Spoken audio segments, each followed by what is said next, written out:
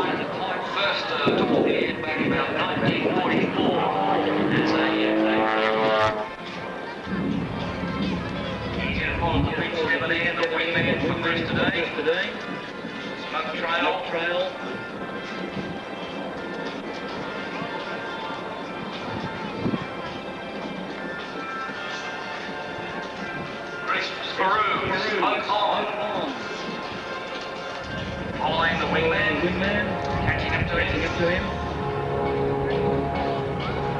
Middle of the floor, as they say. There we go. Side down, very, very close. How close can you go? There is Maru. The lower aircraft engine simply closing his eyes on the rope pilot. Waiting downwind. A matter of meters above the other aircraft there. Wow, here we go. Round and around and around again. Still there, Chris. Oh, it's wingman. Great. That smoke makes it very easy to follow.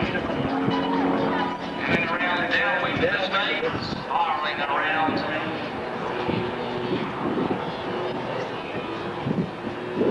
How close can they go? Keep an eye, you'll soon see.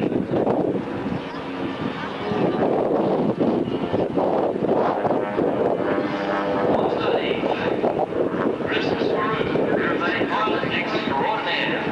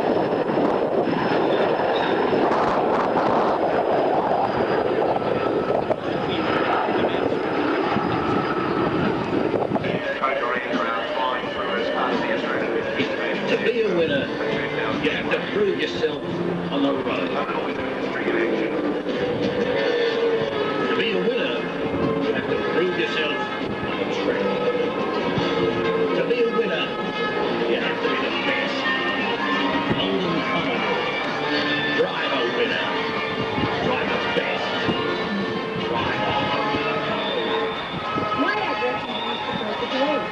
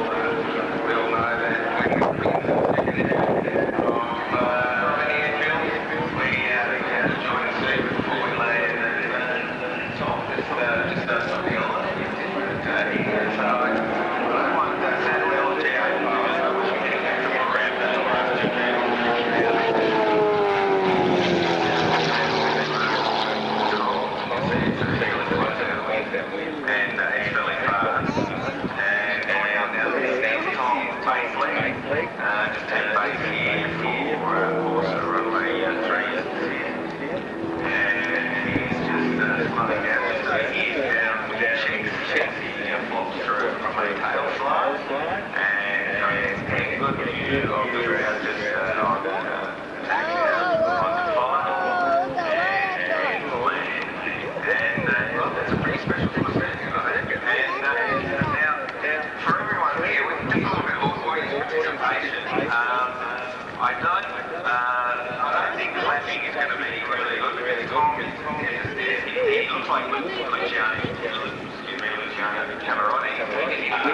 Well, no, I think I want everyone to stand and put both arms in the air and bow down and chant, "We are worthy." I'd like to see everyone on the fence line here on the flight line. Your sequence and everyone beat the time. Hello, this is Steve Price from 3AW down here at Avalon. We welcome all international participants.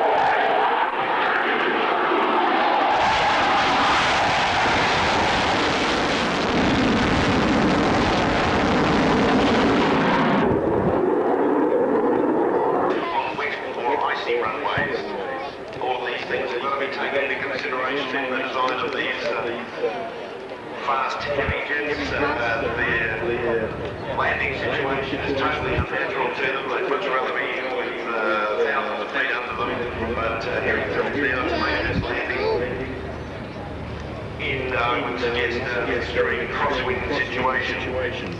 On behalf of the Boeing Company, it's been our pleasure to present the Super Hornet as part of the Australian International Airshow 2000 here. As part of our 80th celebration of the RAAF. There's a marvellous salute to have that aircraft on display here at the Australian International Airshow. And following on the Super Hornet, as soon as he's clear of the runway, we will see the takeoff of the Royal Air Force Nimrod and submarine aircraft from the far left of the field again. He will then circle away from the airfield before coming in at a later stage to do his demonstration. And very soon, ladies and gentlemen, rallying in a nice automation, you can see that. Into the air, raising our air, powering up. The exhaust trails behind us. Let's just have a moment of peace and quiet while we just wait for the Nimrod to come past the main stand here. Listen to the sound, the size of this fantastic and unusual aeroplane.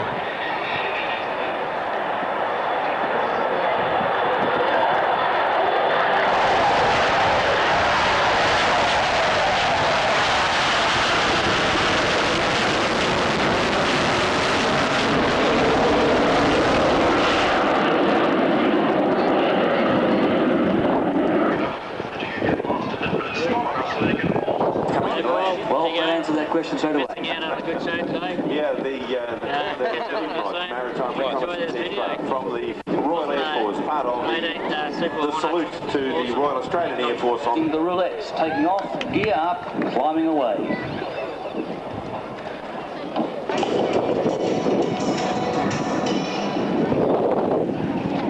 Hello. G'day, Ed. And Mick. Remember David?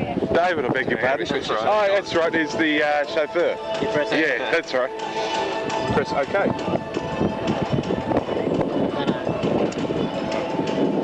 Southern end of the field, Okay, the Nimrod with two landing lights on the stage, trail of smoke behind it coming into land, and shortly to be on the ground.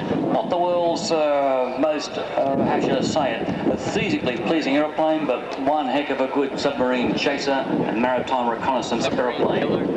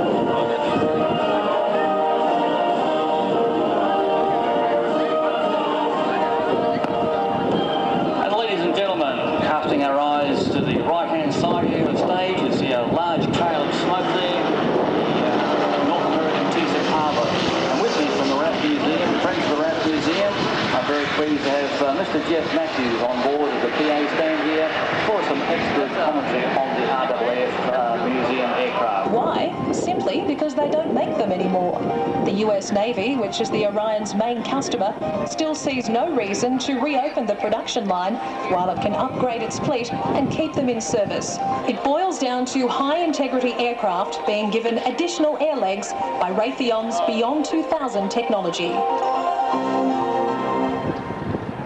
And centre stage right now, the Mackie, accompanied with the de Havilland Vampire. Two aircraft types that one currently in service with the RAAF, one that has been in service with the RAAF. The Mackie soon to go out of RAAF service. Good to have an example here today showing us this trainer aircraft that has been used for many years.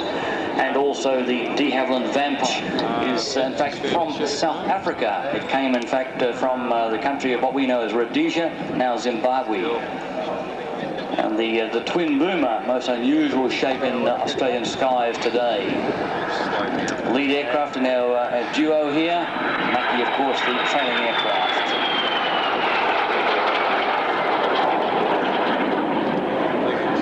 Two different trainer aircraft. One in the front there being side-by-side seating, and the rear aircraft, the Mackie, being a tandem seat. In other words, one seat in front of the other. Different concept on the training. And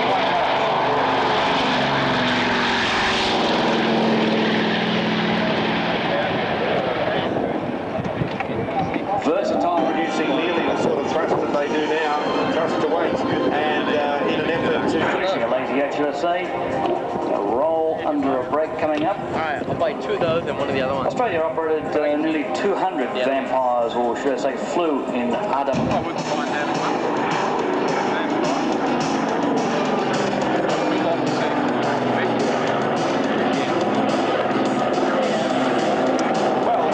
stops out with the vampires into the Caribous, and we hear Flight Lieutenant Doug Kemp from 38 Squadron, all the way from Queensland with the de Havilland Caribou. Welcome, Doug. Thank you. You can see the aircraft slowing down from its high-speed pass and showing some of its tight turning ability there. It's flown by Wing Commander. Now, as the supply aircraft that were strong enough to get into little dirt strips and resupply the troops and paradrops and that sort of thing. But it's gone on to do all sorts of tasks with the Royal Australian Air Force, lots of civil defence tasks. Yes, it's been in service since Vietnam. It's seen service in Vietnam, and it's been through various floods and droughts within Australia and neighbouring regions like Irian Jaya and New Guinea. And we still have 2 aircraft of power each. And soon you'll be able to see the ability of the aircraft to pull up in a short distance and then use its prop reverse to stop the aircraft and then back it up the runway.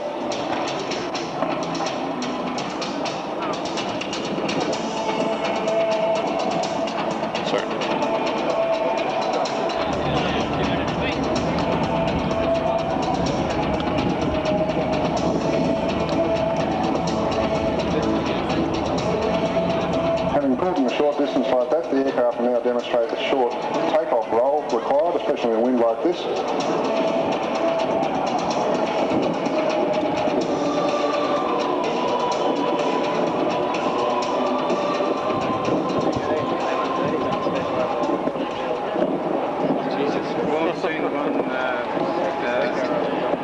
As you can see, the 10,000 feet available Avalon present no particular problem with this aircraft, and we're used to going in the most shorter strips in much harsher conditions.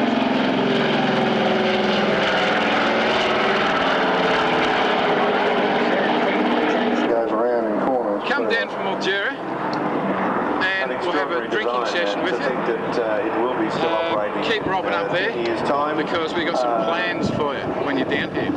A demonstration. Full flap down now and undercarriage down. As it approaches the runway, the crew will apply power and hold it. The aircraft you see before you today is a Swiss-designed Pilatus PC-9. The RAAF purchased 67 of these aircraft in 1989, and they are primarily used for pilot training. They have a front and rear cockpit, and ejection seats fitted in both cockpits. It's capable of a maximum speed of about 600 kilometres an hour and a range of about 1,000 kilometres. It's a fully aerobatic aircraft, very manoeuvrable and very capable, as you'll see by today's show. It's capable of limits of up to plus 7G and minus 3.5G. You see before you, Roulette 4 has departed the main formation. Roulettes 1, 2, 3, 5 and 6 coming right for the Deep Vig crossover. The team today is being led by squadron leader Sean Blowy Bellinger in his 5th season with the Roulettes and his 3rd and final season as Roulette leader. Sean came to us from number 37 Squadron, where he flew the C-130E Hercules. He has over 4,000 flying hours, 2,100 of which are on the PC-9.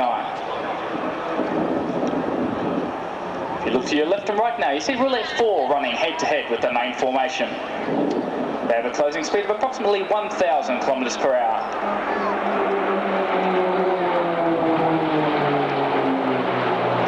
Roulette 4 now pulling up.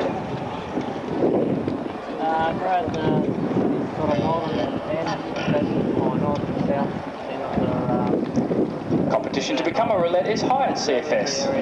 Team members, all the members of the roulettes are flying instructors with Central Flying School and have been in the Air Force for at least 10 years each.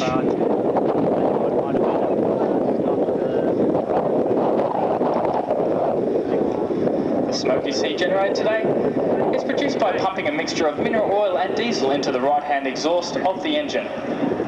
This mixture is ignited by the 700-degree exhaust gases to form the smoke. Roulette 4 now rejoining the main formation. Throughout the manoeuvre, you see hits.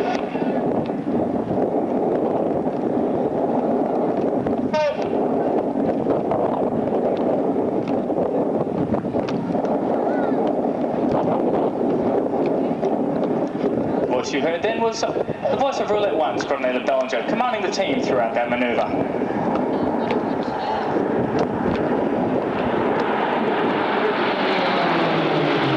Hudson member of CFS is selected to become a Roulette, both rotary and fixed-wing aircraft.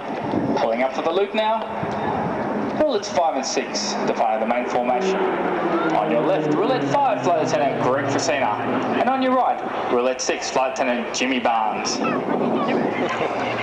The pair pulling up now into the half-lazy 8, positioning for the rolling cross.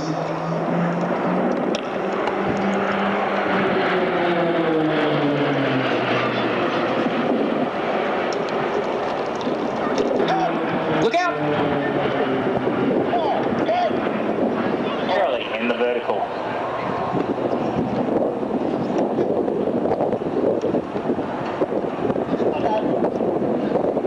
Cast rise to the right now. Roulettes 1, 2, 3 and 4 approaching in deep line astern for the...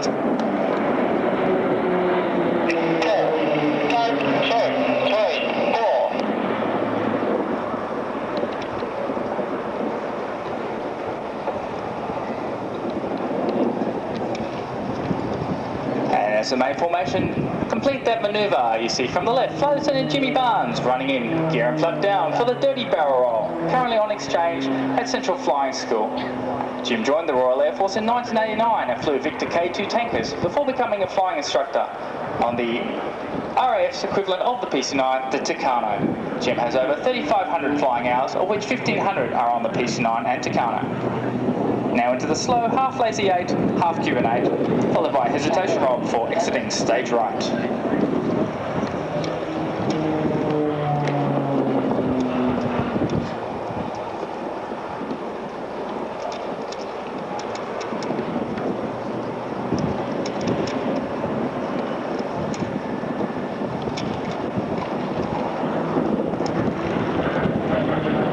Jim departs via a hesitation roll to the right. Look to your front left, you'll notice the main form.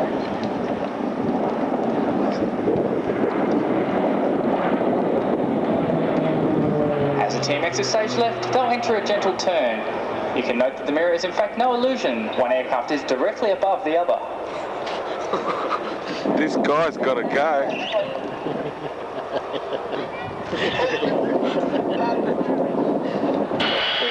Mementos for sale and also posters, pens and stickers to give away. The team now running in Delta formation for their grand finale, the Delta Loop and Bombing.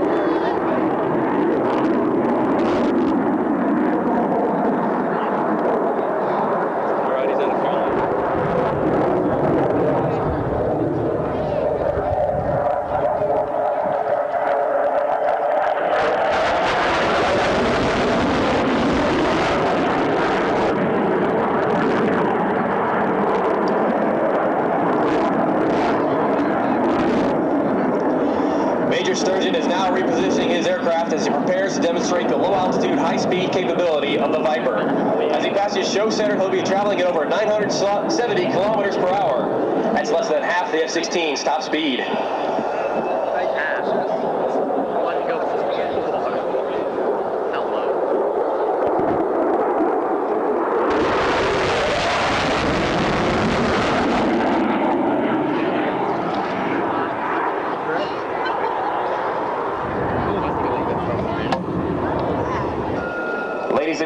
from your left, the triple.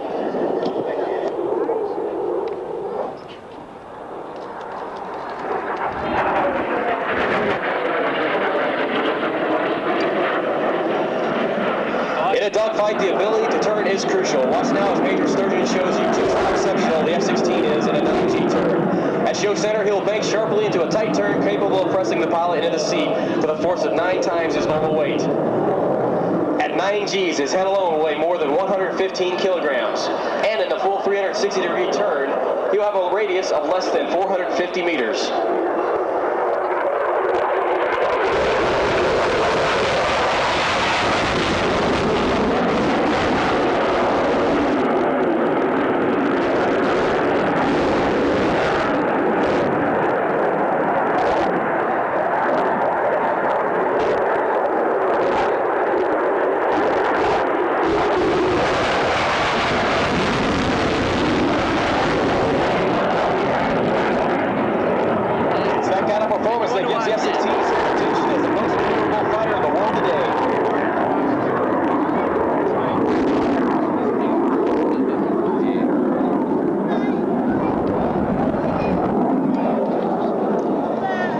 Sturgeon will now demonstrate the F-16's crisp handling characteristics as he performs a 4-point roll at show center.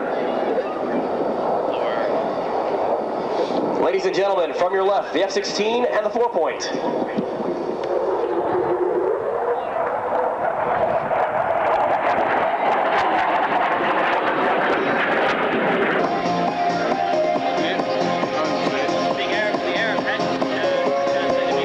Spitfire. White leading edges.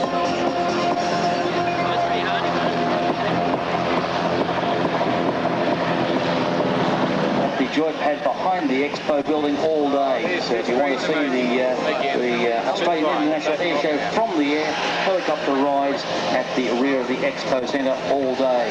In the meantime, let's enjoy the fantastic Nimrod.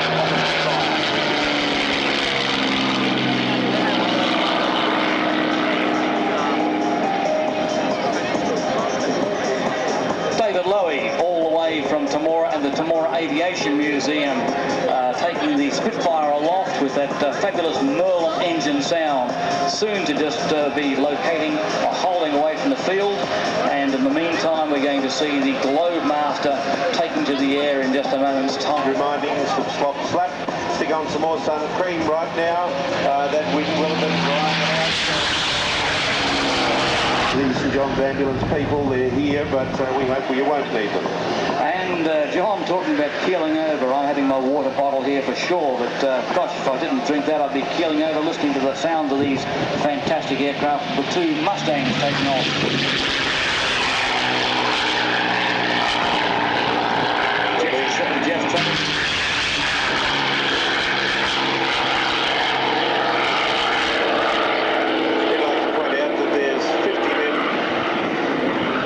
Second aircraft from the Temora Aviation Museum, and good to have both of those aircraft here this weekend for display to everyone here at the Australian International Airshow, celebrating the members of the air training crew are helping out at the airshow in various capacities, but the air cadets do a little bit more than just work at major events like this. Air Corps members learn about aviation, how to fly, parachuting, and a wide range of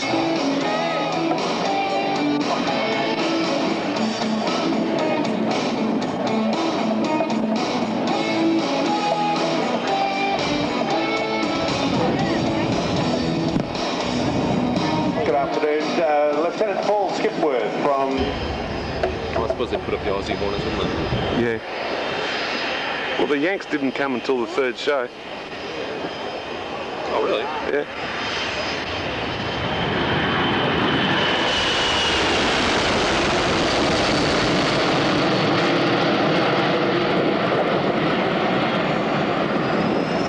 Stations and advanced cargo handling systems, allowing it to operate with a crew half the size of current airplanes. Its entire mission with this minimum crew.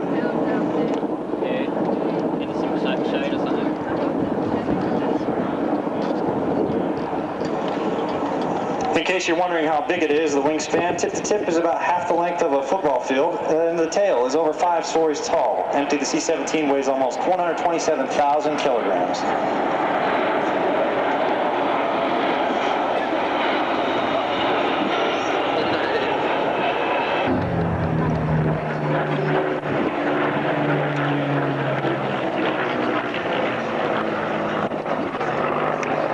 There's only one shape, like the Spitfire, with that elliptical wing, nice little tips on the very end of the wings there, and David Lowy, all the way from Temora, the Temora Aviation Museum aircraft here, fabulous, on display, a really marvellous aeroplane to have here for the 80th anniversary celebrations of the RAAF.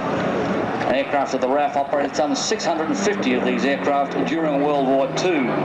And indeed, this particular Spitfire flew in 1944. Came to Australia, did little or no time with the Air Force, sold off as surplus, and Mr. Cole Pay from Scone, New South Wales, bought the aircraft in the early 90s, put it back into the air in 1985, and David Lowy acquired it from Cole Pay only late last year, and repainted it in a new colour scheme, the colour scheme of Squadron Leader Bobby Gibbies, well-known aviator, squadron leader during World War II, and well-known for his post-war activities with Gibbies Seapic Airways in New Guinea. The aircraft has great-looking shark's teeth mouth on it, and the title Grey Nerds just forward of the cockpit area. Let's listen to the fabulous Merlin engine once again.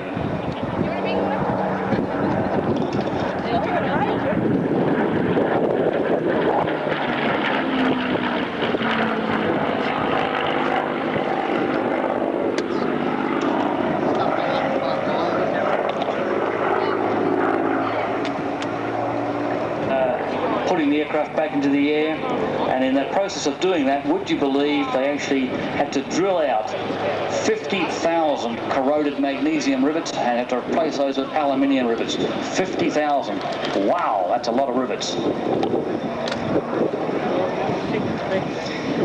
And with me I have Jeff Matthews from the that'll be part of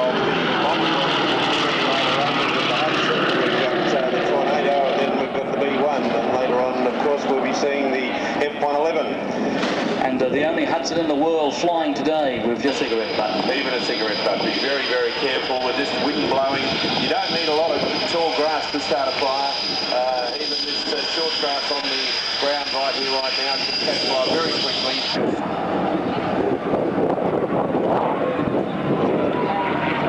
No, I think we've had a change of pilot.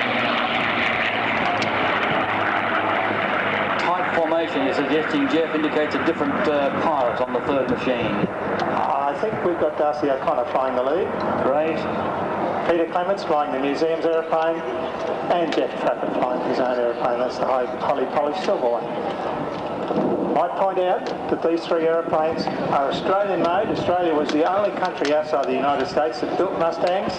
They're not technically P-51s, although they look like a P-51.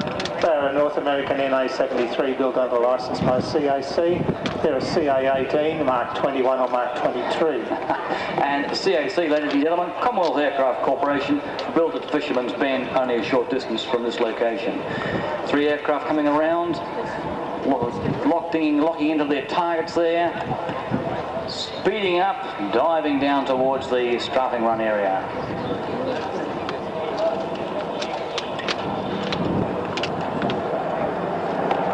No, just a reconnaissance pass this time. The Mustang, of course, is as much known for its ground attack capabilities as it was for as an interceptor fighter. It was used to good effect in Korea by the Royal Australian Air Force 77 Squadron as a ground attack aircraft. 2 years after the end of World War II, the Australian Force is still in occupation. Highly polished metal on this machine too, ladies and gentlemen. Glistening in the sun.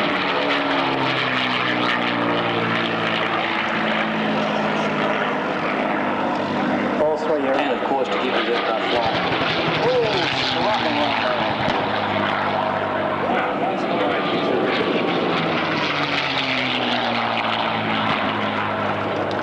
You are looking at a 50-year-old piece of land built here in Australia by the Commonwealth Aircraft Corporation in a form that they reckon was even bigger than the original. As a matter of interest, these engines have got a life of about 400 hours. If you look after them, they possibly last 500. An overhaul will cost of the Royal Australian Air Force. It was the first to take the fight back to the enemy in those dark days of early 1942. In fact, this particular aircraft was tasked with anti-submarine patrols.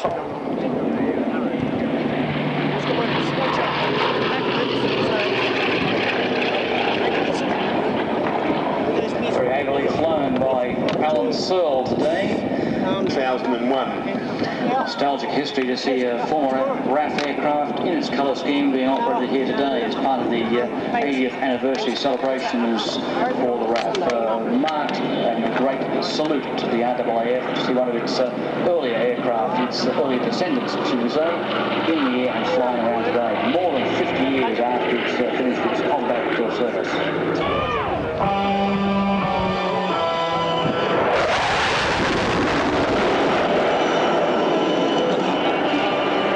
This time. Ladies and gentlemen, at the north end of the field, stage right, the Tornado, all the way from the UK. Fantastic salute by the RAAF to our Australian Air Force's 80th anniversary celebrations.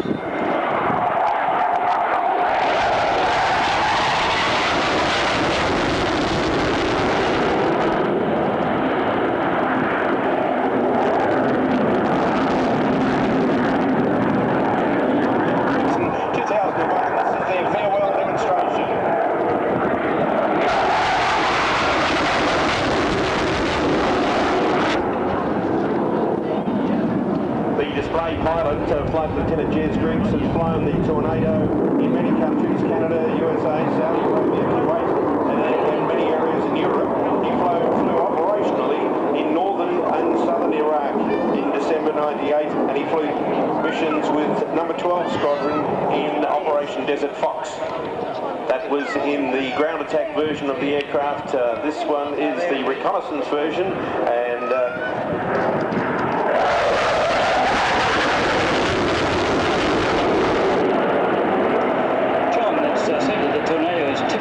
is tactically the most important strike aircraft in Western Europe. I understand it's been operated by a number of other countries.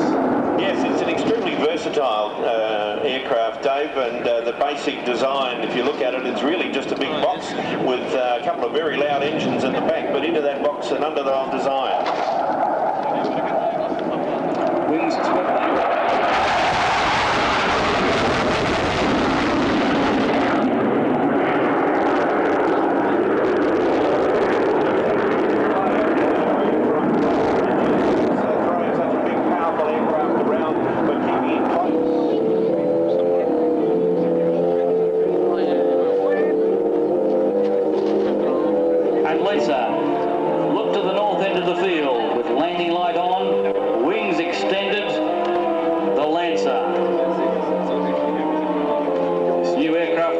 From the United States Air Force, the first time to be seen here at the Australian International Airshow, and a marvellous salute by the United States Air Force to have the Lancer here and saluting the 80th anniversary celebrations of the RAAF.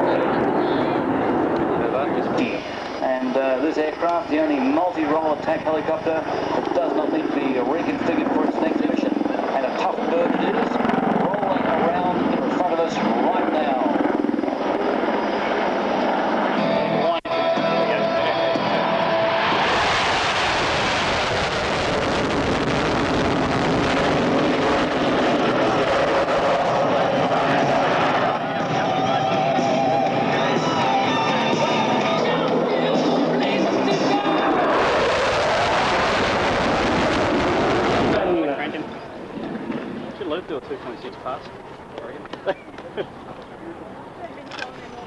There we go. Thunder Chief.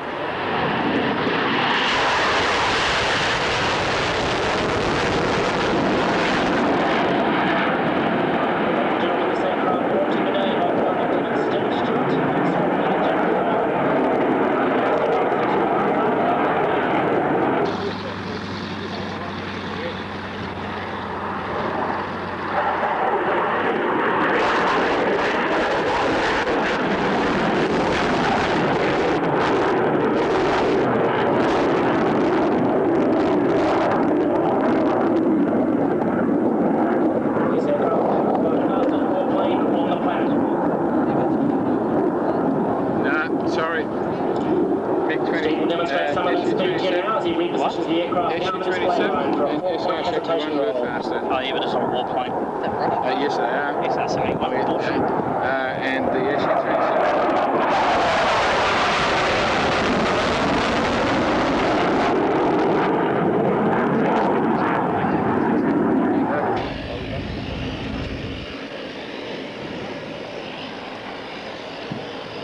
Pulling the aircraft straight up into the vertical. Now, somewhere around about 200 feet, back down the display line.